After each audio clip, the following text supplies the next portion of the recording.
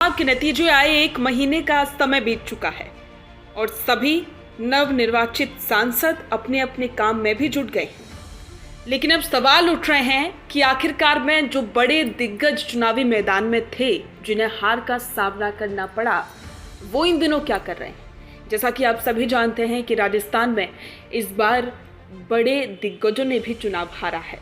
न सिर्फ बीजेपी के बल्कि कांग्रेस के भी दिग्गज शामिल हैं, जिन्हें इस बार के लोकसभा के चुनाव में हार का सामना करना पड़ा।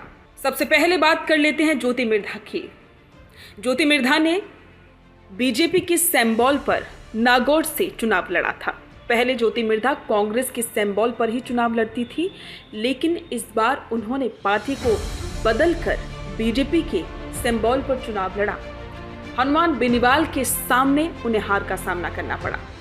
इन दिनों ज्योति मिर्धा सोशल मीडिया पर काफ़ी एक्टिव रहती हैं और इसके साथ साथ में मिर्धा लगातार केंद्र की योजनाओं को लेकर प्रधानमंत्री के पोस्ट को रीट्वीट जरूर करती नजर आ रही हैं। कहा तो ये भी जा रहा है कि ज्योति मिर्धा ने अभी हार नहीं मानी है और ये भी चर्चा है कि हो सकता है कि बीजेपी ज्योति मिर्धा को अब खिवसर विधानसभा उपचुनाव में प्रत्याशी बनाए। इसके बाद नाम आता है महेंद्रजीत सिंह मालवीय का। महेंद्रजीत सिंह मालवीय भी कांग्रेस से बीजेपी में शामिल हुए थे और बीजेपी ने उन्हें डूंगरपुर बांसवाड़ा से लोकसभा चुनाव में प्रत्याशी बनाया था। महेंद्रजीत सिंह मालवीय को राजकुमार रोत ने हराया था। चुनाव हारने के बाद महेंद्रजीत सिंह मालवीय सोशल मीडिया पर भी ज़्यादा एक्टिव नज़र तो नहीं आ रहे हैं, लेकिन यदा कदा वो पोस्ट जरूर करते रहते हैं। इसी कड़ी में एक और बड़ा नाम शामिल है और वो है कैलाश चौधरी का।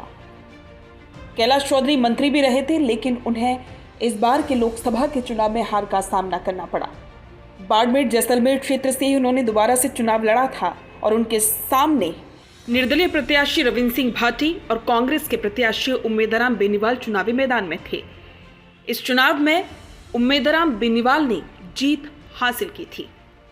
कैलाश चौधरी की हार के पीछे एक बड़ा कारण रविंद्र सिंह भाटी को ही माना गया। इन दिनों कैलाश चौधरी सोशल मीडिया पर काफ़ी एक्टिव रहते हैं और वो लगातार बीजेपी सरकार की योजनाओं की और साथ साथ में जो जो फैसले इन दिनों लिए जा रहे हैं उनकी पोस्ट को शेयर करते रहते हैं। इसमें अगला नाम है सुमेधानंद सरस्वती का। सीकर से लोकसभा का चुनाव लड़ा था।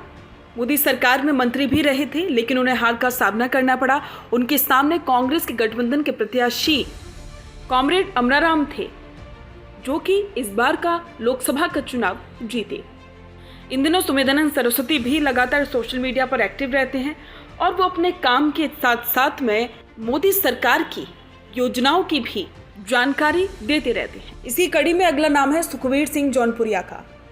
सुखबीर सिंह जौनपुरिया को भी इस बार के लोकसभा के चुनाव में हार का सामना करना पड़ा। टोंक सवाई माधोपुर लोकसभा सीट से ही उन्होंने चुनाव लड़ा। इन दिनों सुखबीर सिंह जौनपुरिया लगातार सोशल मीडिया पर एक्टिव हैं और सुखबीर सिंह जौनपुरिया भी केंद्र की योजनाओं को पोस्ट करते रहते हैं। इसमें एक और बड़ा नाम है प्रताप सिंह खाचरियावास का। प्रताप सिंह खाचरियावास इस बार का न सिर्फ लोकसभा का चुनाव हारे, बल्कि उन्हें विधानसभा के चुनाव में भी हार का सामना करना पड़ा था। इन दिनों प्रताप सिंह खाचरियावास भी लगातार कांग्रेस के मुद्दों को उठा रहे हैं। खाचरियावास कांग्रेस के एक भी पोस्ट को रीपोस्ट करना नहीं भूलते।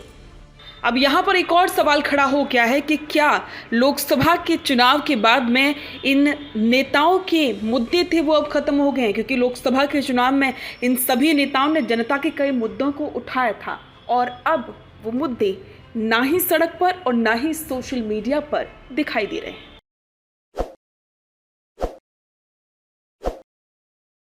ताज़ा खबरों के लिए विजिट करें द फैक्ट इंडिया की वेबसाइट और डाउनलोड करें द फैक्ट इंडिया ऐप।